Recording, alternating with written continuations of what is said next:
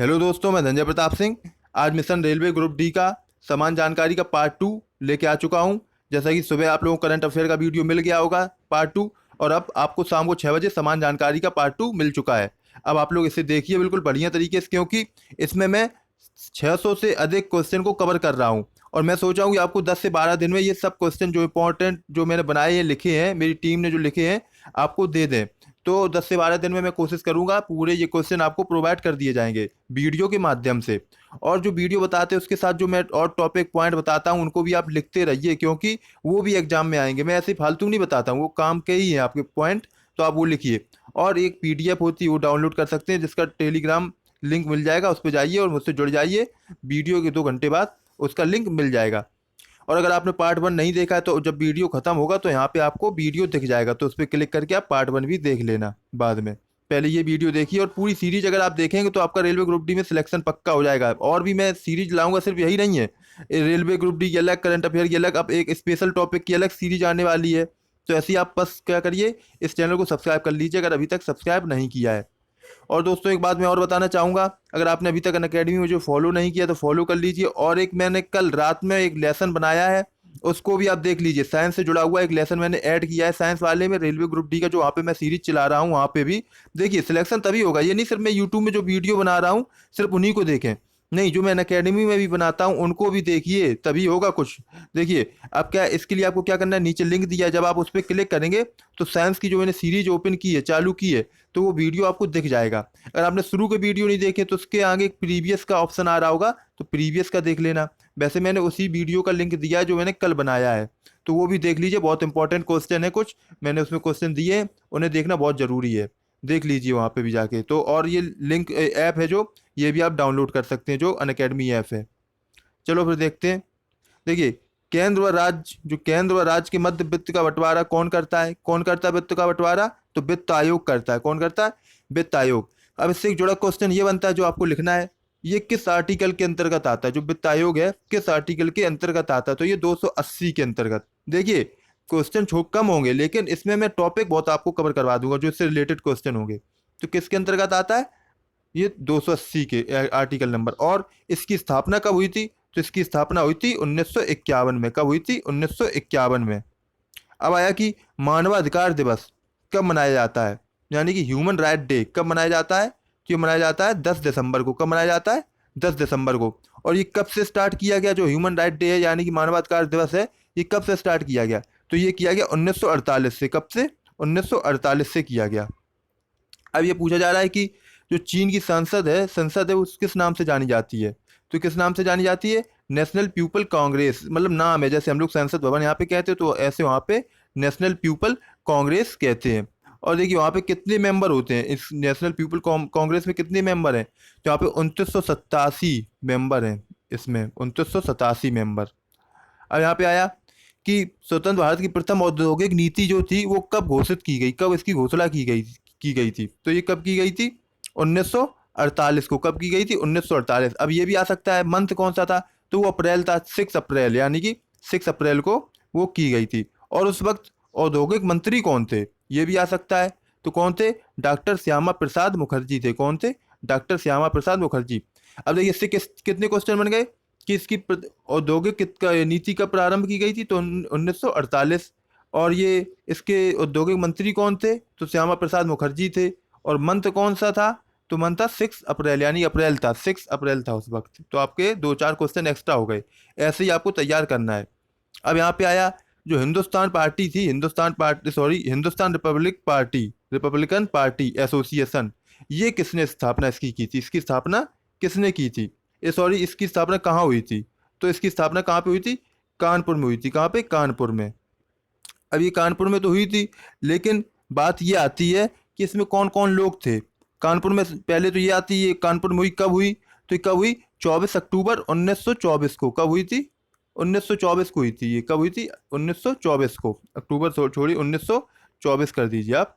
1924 को हुई थी, सन 1924 को आपको ध्यान रखना है। अब देखिए, ये आता है कि कब हुई थी, कौन कौन लोग थे इसमें। तो कौन कौन लोग थे इसमें? तो जोगेश चटर्जी थे, सच्चिदानंद सन्याल थे, राम प्रसाद बिस्मिल थे।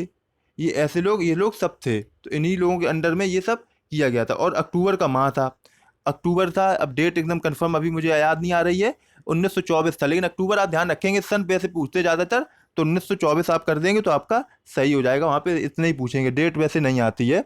तो यहाँ पे कौन कौन थे ये आपको ध्यान रखना है, राम प्रसाद बिस्मिल, जोगेश चटर्जी और कौन थे, सच्चिदानंद सन्याल थे। इन लोगों ने मिलके इसे चालू किया था।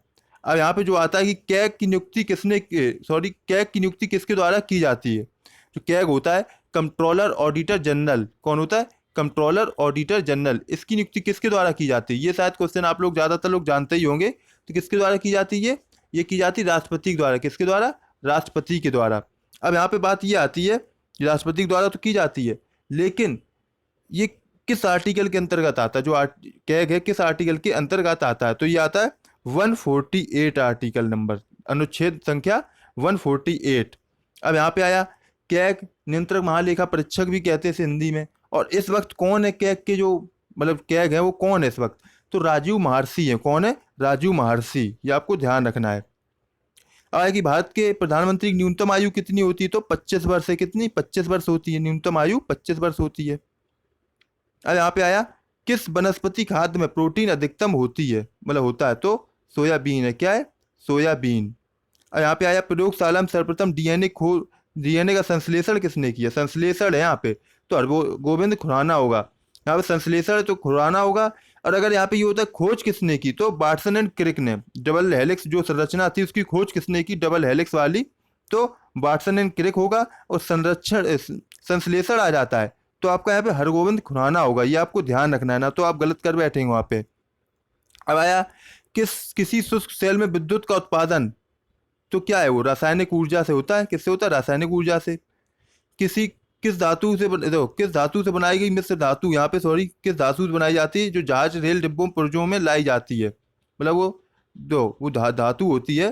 धातु किस धातु से बना, मिश्र धातु हवाई जहाज जो मतलब बनाई जाती है। यहाँ पे ये है क्वेश्चन, थोड़ा लिख नहीं पाया सही से। ये बताया गया कि किस धातु से वो मिश्र धातु बनाई जाती है जो हवाई जहाज रेल के डिब्बों आदि में यूज की जाती है, तो एल्युमिनियम से। किससे, एल्युमिनियम से बनाई जाती है। अब आया CISF यानी कि सेंट्रल इंडस्ट्रियल सिक्योरिटी फोर्स, तो ये इसका जो जो केंद्रीय प्रशासनिक नियंत्रण किसके अंतर्गत होता है, तो किसके अंतर होता है, गृह मंत्रालय के अंतर। और इस वक्त गृह मंत्री कौन है, तो राजनाथ सिंह है। अब यहाँ पे आया कि भारतीय तटरक्षक मतलब किसके अधीन आता है, तो ये रक्षा मंत्रालय के अंतर्गत आता है। कौन, रक्षा मंत्रालय के अंतर्गत। अब यह परमाणु अभाज्य है, परमाणु अभाज्य किसने प्रस्तावित किया, मतलब परमाणु के खंड नहीं हो सकते क्योंकि परमाणु वैसे ही है, तो किसने बताया ये, तो डाल्टन ने बताया। किसने, डाल्टन ने। अब यह है कि विश्व का सबसे बड़ा सौर संयंत्र कहाँ पे है, कहाँ पे लगाया गया, ये कहाँ पे लगाया गया, तमिलनाडु में। कहाँ पे लगाया गया, तमिलनाडु में सबसे बड़ा सौर संयंत्र लगाया गया। अब यहाँ पे आया कि जो आधुनिक आवर्त सारणी होती है, जो आधुनिक आवर्त सारणी है उसके 5वें आवर्त में कितने तत्व होते हैं, तो 18 तत्व होते हैं। कितने होते हैं, 18। देखिए ये रेलवे के एग्जाम में बहुत आया आवर्त सारणी क्वेश्चन, मैंने उसका एक स्पेशल वीडियो भी बनाया है। और आप वो वीडियो देखेंगे तो आपको आवर्त सारणी जितनी भी समस्याएं हैं सब दूर हो जाएंगी, क्योंकि वहाँ पे बहुत अच्छी तरीके से समझाया गया है। तो आप लोग वो वीडियो देख लीजिए जाके, प्ले लिस्ट में जब आप जाएंगे RRB स्पेशल में जाएंगे तो आपको वो वीडियो मिल जाएगा। तो आप लोग वो वीडियो को जरूर देखिए, क्योंकि आपके जो ग्रुप डी है उसमें भी ऐसे क्वेश्चन आ सकते हैं, इसलिए आप जरूर देखें वो वीडियो।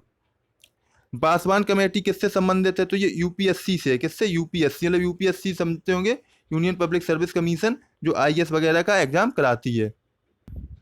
अब आया कि यहाँ पे क्वेश्चन, तुंगभद्रा नदी साम्राज्य का भरण पोषण करती है। किसका भरण पोषण करती है, तो विजयनगर का करती थी, मतलब किसका करती थी, विजयनगर। पहले यहाँ पे ये थी, वहीं से नदी के किनारे से बसा था ये विजयनगर शहर। और यहाँ पे सोडियम धातु का संग्रहण किसने करना चाहिए, किसमें करना चाहिए, यहाँ पे किसने की जगह किसमें होना चाहिए था, किसमें करना चाहिए, तो किसमें करना चाहिए, मिट्टी के तेल में। किसमें, मिट्टी के तेल में ना। तो अगर इसे नहीं करोगे तो क्या होता है, वो उड़ जाता है, एक तरह का वो बेकार हो जाता है। तो इसे किसमें रखना चाहिए, मिट्टी के तेल में। सकल घरेलू उत्पादन में सर्वाधिक योगदान करने वाला कौन है, तो सेवा क्षेत्र है। कौन है, सेवा क्षेत्र। देखिए इसका मतलब ये होता है कि एक ईयर में कितना कहाँ से धन आया, एक साल में कितना कहाँ से धन आया। एग्रीकल्चर, इंडस्ट्रीज, सर्विसेज, मतलब सेवा क्षेत्र। तो देखिए एग्रीकल्चर जो था आपकी बात, तो 17.9% कुछ था। इंडस्ट्रीज का 24 समथिंग था। और जो सर्विस का है, सर्विस का सर्विस सेक्टर यानी सेवा क्षेत्र का वो 57% है अपने आप में अकेले, और पॉइंट में कुछ है। तो आप समझ सकते हैं यहाँ से सबसे ज़्यादा धन आता है सेवा क्षेत्र से। उच्चतम जनसंख्या घनत्व वाला प्रदेश कौन सा भारत में? उच्चतम जनसंख्या घनत्व वाला, तो यानी कि उच्चतम जनसंख्या घनत्व का मतलब ये है कि जैसे कोई जगह है वहाँ पे बहुत पास पास सटीक सटीक बिल्कुल चिपक चिपक के बिल्कुल मतलब लोग रह रहे हैं, तो वो घनत्व एकदम से पास में उच्चतम हो गया। अगर यहीं पे एक ये सिटी है, यहाँ पे ऐसे रह रहे हैं, देखिए एक यहाँ पे, एक यहाँ पे, एक यहाँ पे, एक यहाँ पे, एक यहाँ पे, एक यहाँ पे, और एक सिटी है वहाँ पे क्या बिल्कुल पास पास मिल चिपक चिपक के बिल्कुल घर बने हैं, लोग हैं, बहुत लोग हैं। तो ये उच्चतम घनत्व हो गया और ये कम हो गया घनत्व। तो उच्चतम घनत्व वाला कौन सा शहर है, सॉरी राज्य है? तो बिहार है। वहाँ पे क्या है उसका एरिया? देखिए 1106 लोग पर स्क्वायर किलोमीटर में लोग रहते हैं। उसके बाद फिर बंगाल आता है, बंगाल, वहाँ पे 1028 लोग रहते हैं पर स्क्वायर किलोमीटर। ऐसे आप लोग ध्यान रख सकते हैं। अब आया कि किस राज्य में अनुसूचित जातियों की संख्या अधिक है, मतलब अनुसूचित जो एससी होते हैं सबसे ज्यादा किस राज्य में? तो किस राज्य में? उत्तर प्रदेश में। कहाँ पे? उत्तर प्रदेश, यूपी में। और ये पूछ ले एसटी यानी शेड्यूल कास्ट जो होते हैं, मतलब शेड्यूल अनुसूचित जनजाति, तो वो किस राज्य में? तो वो एमपी में है। कहाँ पे? एमपी में। जो मैं आपको अलग अलग क्वेश्चन बता रहा हूँ वो भी आप तैयार करते रहिए। तो ये ऐसे हो गया। भारतीय पेटेंट कानून था जो, ये कब लागू हुआ, कब से चालू हुआ? तो ये 1972 में, मतलब 20 अप्रैल 1972 को ये हुआ था। 20 अप्रैल भी लिख सकते हैं आप यहाँ पे। अब यह है कि प्रकाश वर्ष किसकी इकाई है? तो ये किसकी इकाई है? दूरी की। जो बहुत लंबी लंबी दूरी होती हैं वो प्रकाश वर्ष से ही नापी जाती हैं। अब आया एक नैनोमीटर होता है। एक नैनोमीटर कितना होता है? तो 10⁻⁻7 है, ये पावर का साइन होता है, ये पावर और -7, 10⁻⁻7 है। विश्व कंप्यूटर साक्षरता दिवस, जो विश्व कंप्यूटर साक्षरता दिवस है, ये कब मनाया जाता है? तो ये 2 दिसंबर को मनाया जाता है। कब मनाया जाता है? 2 दिसंबर को। और गॉड पार्टिकल क्या है? गॉड पार्टिकल है हिग्स बोसोन। क्या है?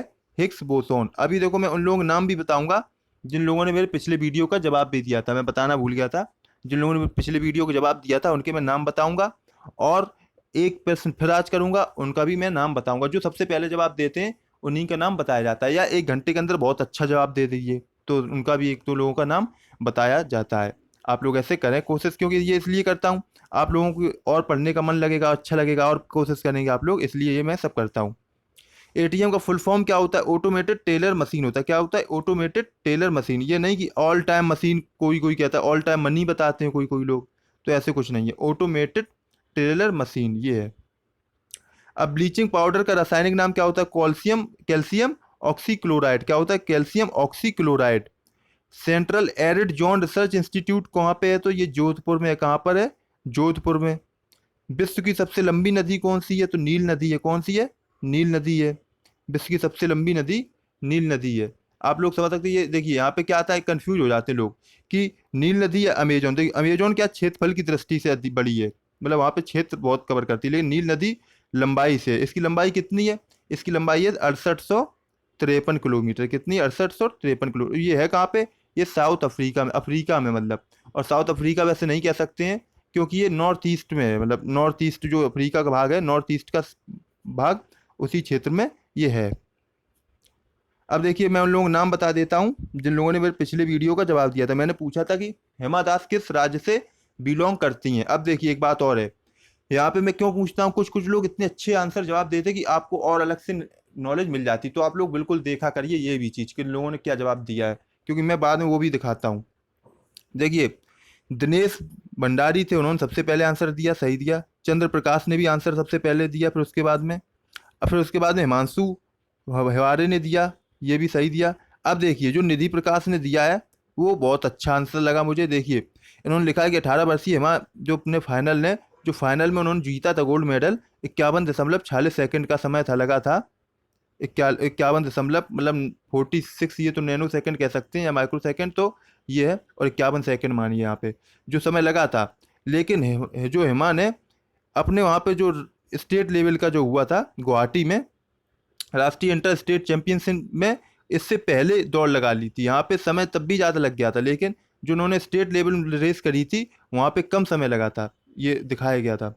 अब देखिए सुप्रिया ने भी सही आंसर दिया, और ये देखिए इन्होंने भी बहुत अच्छा आंसर दिया, राजेश रावत ने। इन्होंने काफ़ी सारा लिखा है, आप लोग इसका स्क्रीनशॉट लेके पॉज करके देख सकते हैं, जो कि इन्होंने पूरी जानकारी दी है इसमें। अब देखिए, आप लोग इतनी देर तक रुके रहे तो मैं आपको और कुछ एक्स्ट्रा क्वेश्चन बता देता हूँ। जो रुका रहेगा, मेरे साथ बना रहेगा अंत तक, उसको कुछ ना कुछ फायदा ही होगा, मिलेगा, ये समझ लीजिए। तो आपको मेरे साथ बना रहना है। देखिए, और एक प्रश्न आज भी मैं करूंगा, वो आपसे बाद में करूंगा।